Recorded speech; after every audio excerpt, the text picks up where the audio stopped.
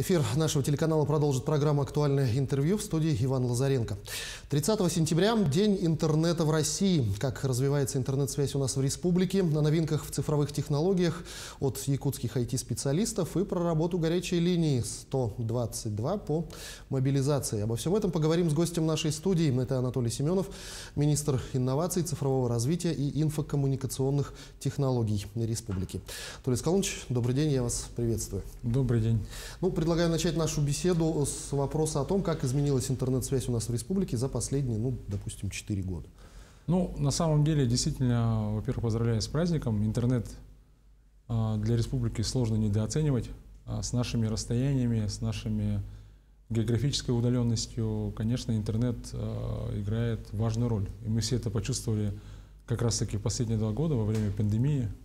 Мы сейчас через интернет и обучаемся, работаем, получаем услуги, заказываем товары, в общем, общаемся с родными и близкими, проводим ВКС, то есть это, по сути, сейчас может быть главный инструмент общения. И в этом плане я всегда говорю, что в России очень много разных регионов, в мире много разных регионов, и интернет уравнял наши шансы, да? Что теперь мы вовремя узнаем новости и никак не отстаем от других субъектов или от других стран. Что касается интернета, действительно мы очень много уделяем вопросов строительству инфраструктуры. Вы знаете, что действительно республика большая, у нас есть вопросы, скажем так, где-то электричество, да, где-то именно прохождение через труднодоступные участки. Но тем не менее мы за 4 года подключили около 200 населенных пунктов. И самые такие, скажем так, знаковые, чтобы понимать, как мы далеко зашли, это Оленек, Жилинда. И в декабре этого года мы подключаем Саскала Ханабарского района. То есть дальше уже только Юрин-Хая и потом Северный Ледовитый океан. Это так далеко, действительно, можно было только 4 года назад мечтать, что мы дойдем до Ханабарского района, но это уже реальный. И когда приходит, допустим, по Оленьку мы видим, когда Оленек приходит что? Связь 4-го поколения, мобильная связь 4G. То есть, конечно, уровень жизни сразу растет. Мы видим, как идет трафик по заказам на почту, на заказ товаров повседневное пользование, как видим рост трафика пользования социальными сетями, различными сервисами. И это действительно, устранение действительно цифрового неравенства. Да? Это поручение президента такое. Да, и мы сейчас, вы, наверное, уже и в ваших новостях показывали, что мы сейчас вместе с главой республики Алексеем Сергеевичем Николаевым инициировали проект «Синергия Арктики», по которому мы до конца 2025 года подключим все районные центры Арктики. То есть это и Жиганск, и Тикс, и Батагай, и Черский, и Хану. И буквально на днях состоится подписание соглашения с Минцифрой, Максутом Игоревичем Шадаевым. Мы будем планировать это с участием федеральных инвестиций, да, и инвестиций операторов связи. И, наконец-то, когда это случится, можно сказать, что в республике действительно во всех районных центрах республики будет быстрая связь. И вместе с ней придет связь 4-го поколения. Что касается цен, даже по городу Якутску мы видим, что за 10 лет цены снизились в 400 с лишним раз. Сейчас 1 мегабит стоит около 90 рублей. Допустим, когда в Оленек пришел, цены, конечно, кратно падают, в отличие от спутниковой связи. При этом спутниковая связь у нас будет оставаться, потому что у нас над нами вышло на орбиту 2 новых спутника, Экспресс АМУ-3, АМУ-7. И они как раз дают возможность нам, снижая нагрузку, допустим, с районных центров, маленькие населенные пункты получат больше интернета и дешевле. Это тоже позволяет, скажем так, сделать некий баланс, да? Потому что транспондеры на спутнике, они тоже имеют ограничения свои. И еще один момент хочу сказать. Недавно мы в Хану построили сетку GPON, это внутренняя сеть локальная. Для чего это нужно делать? Мы такую сетку строим в Зырянке, такую сетку построили в Тиксе.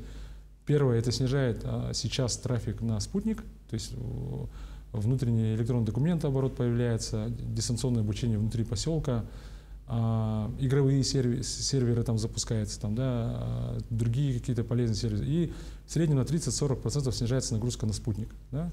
И когда придет в Хану, допустим, оптоволокно, оно туда придет, да, тогда уже мы просто в узел связи подключим оптику, и, соответственно, все домохозяйства получат быстрый интернет. То есть вот такая комплексная работа, и действительно много сделано, 387 населенных пунктов уже на Волсе, да, и я думаю, что к концу 2025 года наша вот такая работа, большая стройка на этом этапе завершится. Но не секрет, что в последнее время интерес федерального центра к якутской сфере IT только возрастает. Это и многочисленные визиты федеральных чиновников, и очень много было участия якутских делегаций в российских, международных каких-то форумах. Но все-таки хотелось бы поточнее, какие цифровые технологии якутских специалистов используются сейчас на практике. Не только в теории разработаны, но и нашли уже свою жизнь. Ну, на самом деле, действительно, сейчас создан штаб цифровой трансформации, который возглавляет Арсений Сергеевич Николаев. Туда вошли 24 органа государственной власти, то есть это там, Министерство ЖКХ, Министерство транспорта, Министерство образования, здравоохранения, да, а это как раз непосредственно касается повседневной работы. Да, и мы почему этот штаб открыли в IT-парке? Для того, чтобы местные IT-компании участвовали в создании этих полезных сервисов. И мы уже видим первые плоды. Вот в прошлом году, когда Якутия очень сильно горела, мы поняли, что нет единой системы работы на одной системе, чтобы работали единые диспетчерские службы, муниципалитеты, региональный штаб, МЧС, авиалесохрана. И вот работая там напрямую с авиалесохраной, с МЧС, с коллегами из Минохраны природы, да, то есть мы создали продукт, называется мониторинг пожаров. Да, Сильван его назвали, это компания Smart Unit. И действительно, в мае месяце мы его в боевой режим выпустили, и показало в этом году, что стали быстрее определять очаги пожаров, да, стали быстрее реагировать на это, да, то есть выделили много средств как раз еще и на авиасохрану, больше рейсов стало.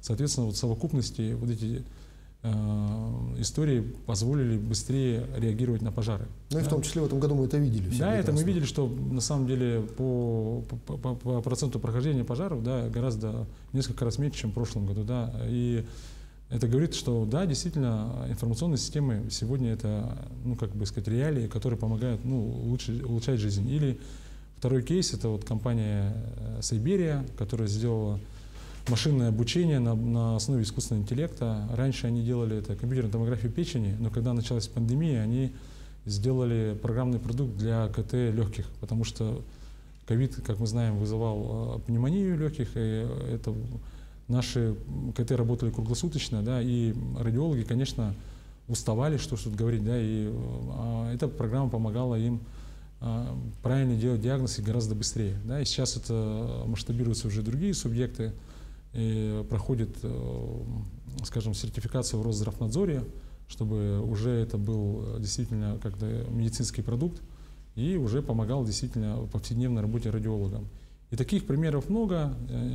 Знаете, в прошлом году мы запустили проект там, паромные переправы, там установлены видеокамеры, приложение скачиваешь, видишь, там установили GPS-трекеры, видно, куда паром подошел. И мы подключаем не только паромные переправы, там, Нижний Бесях-Якутск, но и другие, и даже на других реках. Да, и паромных переправ много. Вот таких проектов много. Да, сейчас разрабатывается проект по северному завозу, по другим направлениям, и их на самом деле около 87 проектов.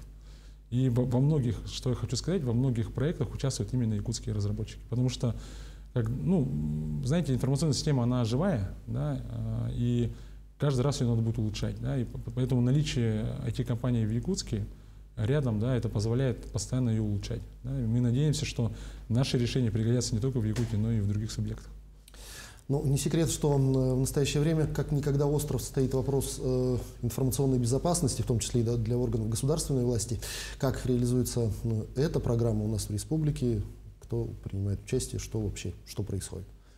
Как только началась специальная военная операция, указом главы был создан киберштаб.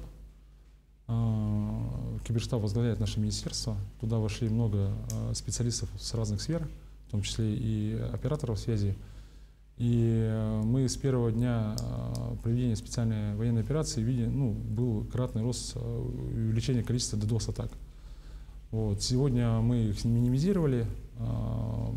Как раз мы Вы знаете, в марте месяце запустили свой модульный дата-центр. Многие ресурсы, в том числе и средств массовой информации, переехали, которые были атакованы, да, переехали в наш дата-центр и находятся под нашей защитой. Вот, буквально вчера мы проводили метод-сбор с СТЭК России. Да, это орган, который регулирует как раз информационную безопасность.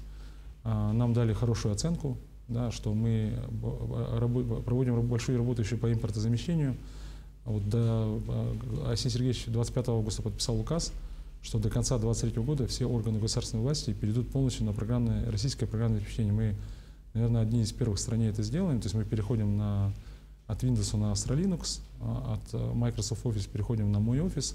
Причем, допустим, мой офис, так же как и единый электронный документ, да, который мы внедрили, лицензия будет, скажем так, бесплатной для всех бюджетных организаций, да, и муниципалитетов. То есть это снизит нагрузку? Конечно, снизит нагрузку, то есть не надо будет тратить деньги муниципалитетам и бюджетным организациям.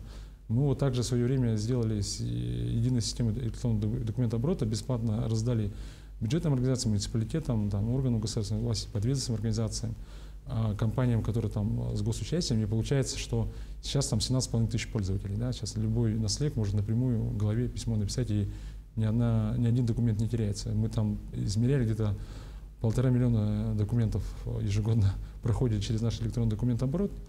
И также система безопасности, Касперский, Communicate Pro, это почтовый сервис. Я вот одно хочу сказать, что на самом деле страна, все время говорят, но на самом деле страна-то очень много сделала за это время собственного. Просто это сила привычки. Мы вот там привыкли к какому-то интерфейсу, да, и, конечно, ну да, это вроде как бы удобно, знаешь все, где кнопки, как что да, работает. Да, это чисто, ну, такая сила привычки. Сила привычки. Вот сейчас мы переходим и отмечаем, да, возникают трудности там с драйверами, еще с какими-то проблемами. Но я думаю, что за 2-3 года мы все привыкнем, переедем на все российское и, во-первых, будем поддерживать местные компании, а во-вторых, сделаем эту систему гораздо надежнее.